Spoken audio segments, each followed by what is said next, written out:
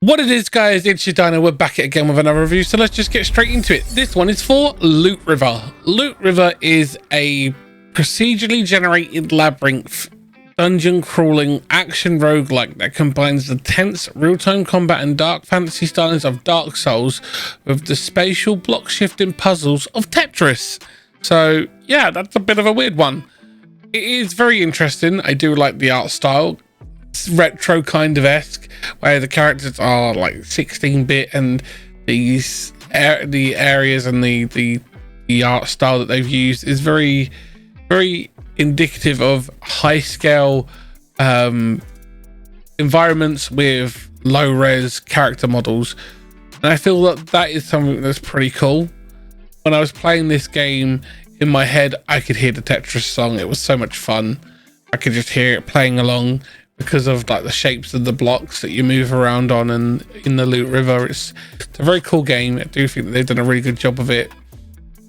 I do like the art style. I do like the story that they've created around it, and it is very interesting to play. I feel like it's a chill game, but it's also a challenging game, because when you die you have to start from the beginning, and it's kind of fun to have to do that. I love the whole roguelike style, and I do like games like Hades. I think they're a lot of fun.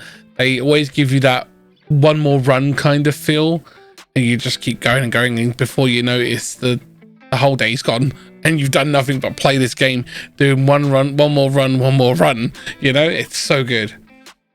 The developers of the game are Strucker Studio, and the publishers are Strucker Studio, Superhot Presents, and this game is on the Xbox One, Series X, Series S, and Steam. It isn't on the PlayStation or the Switch, although I think it would do amazing on the Switch. I feel like it has a lot of potential to do good wherever it goes, especially on the Switch. The release date has just recently happened. It is on Game Pass. So if you do want to give it a go and give it a download, you can download it for free if you have Game Pass. Definitely recommend picking it up. The game has beautifully hand-drawn pixel art with fluid animations and real-time shadows. It has astonishing water simulation, don't know where I got that one from. The ability to control every piece of floating dungeon, and plenty of different abilities, items and weapons, each with a unique look and animations, powers and style. And it all uses this through procedurally generated levels. They've done a really good job of it, and I feel like it is definitely a game that is tailored towards both the casual, the hardcore, and the content creator gamer, because this is something you could do with your community, and they could decide like you could only run this weapon or you can only run that weapon, and it's very interesting to see what they have to offer. You have all these different mechanics that they've added in, like an alchemist and a weapon master, and they've got two different kinds of currency. You have the gold and you have the little blue symbol, which is knowledge, and it takes a combination of the both of them to unlock new weapons and stuff like that from the person in the sanctuary, which is your main hub space whenever you die. And they've done a really good job of creating something that is unique and compelling and makes you want to just keep playing and playing and playing.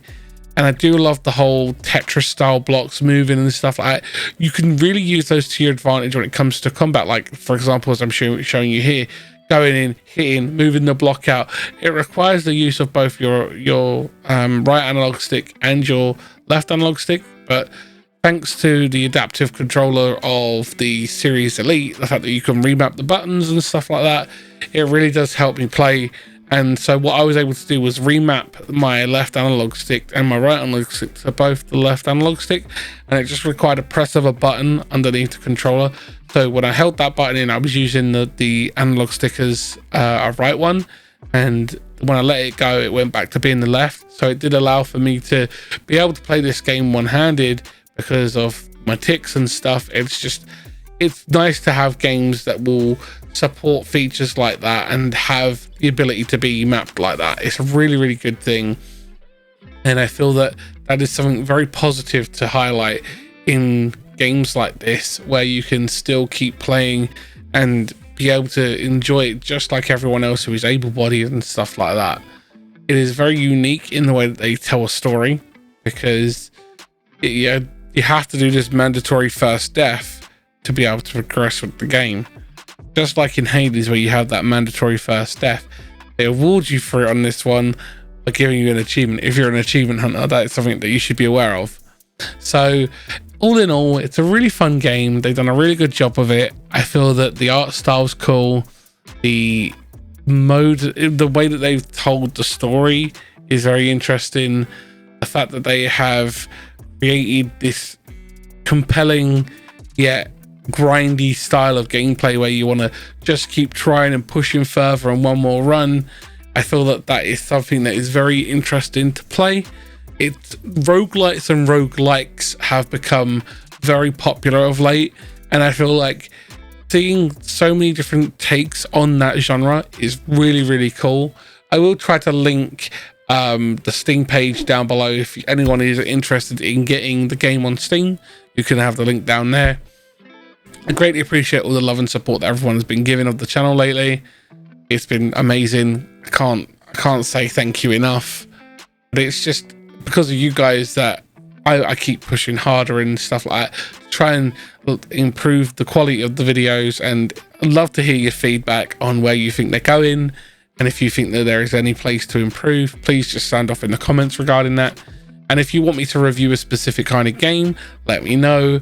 I do like to hear your opinions. We've been doing these things on the community page called the poll of the day, which are very fun, and everyone's enjoying those. It's just amazing to be able to connect with everyone and to get everyone involved. It's just one of those cool things about gaming that brings us all together, and I feel that this is a very unique game for streamers because you've got such a versatile way of engaging with your community through something as simple as letting them pick challenges for you on how you will attack the next run and what you're going to be hindered by and stuff like that. It's very interesting and a unique take on the genre, and it offers a lot of replayability in my opinion.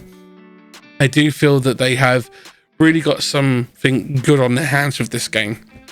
But if you have played it, please let me know. I'd love to know your opinions. I'd love to know whether you thought it was a good game or a bad game, or if it was too hard. I know there is a difficulty setting that you can scale it down or ramp it up, so you can play it in, I think, normal mode or beginner mode. And you can, I can't remember whether that's what they're called, but that's just the way I would describe it. It's like normal mode is the way the game is intended, and the beginner mode is for some of the more casual players that just want to have fun with it. And I think that's really cool, allowing everyone to get involved. I get that some games aren't designed like that, like Dark Souls and Elden Ring. It's nice to see that even though games aren't always intended to be scalable with difficulties, it does enable those less skilled or less able to get involved and still play along and have fun. And so I would always encourage that be something that developers are always aware of, because not everyone is able to play a game at the required skill level. So if you have a difference of opinion though, please let me know in the comments. I would love to hear what you guys think. If you disagree or agree, please sound off. It's always nice to have cool conversations with you guys in the chats and in the comments about this sort of stuff, because at the end of the day, we're all gamers and we should just enjoy the games together the way we want to play them. And that's great, and I feel that that should always be on the forefront of every developer, in my opinion.